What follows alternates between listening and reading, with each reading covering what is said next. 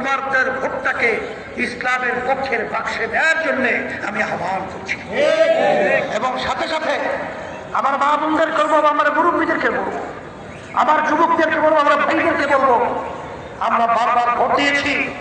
কিন্তু যারা আমাদেরকে আশা দেখিয়েছে, আশার পরিবর্তে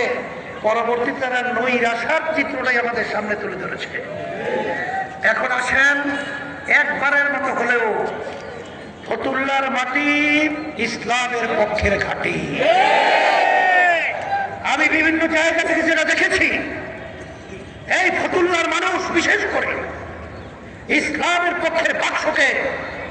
আমাদের প্রার্থী, আমার প্রার্থী, ইসলামী আন্দোলন বাংলাদেশের প্রার্থী, হাত পাকা শান্তির প্রতীকের প্রার্থী, হাত পাকা প্রতীকের প্রার্থীকে বিজয় করার জন্য তারা সেই 12 তারিখ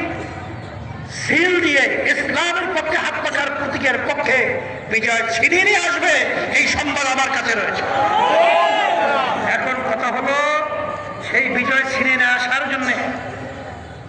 আমরা মাত্র 2 সপ্তাহের মতো মনে হয় আছে, এতটুকু সময় যদি আমার ভাইদের কাছে, আমার মা বোনদের কাছে আমরা আমাদের বিরামহীন আমরা দাওয়াতি কাজ চালাবো, প্রয়োজন হলে পা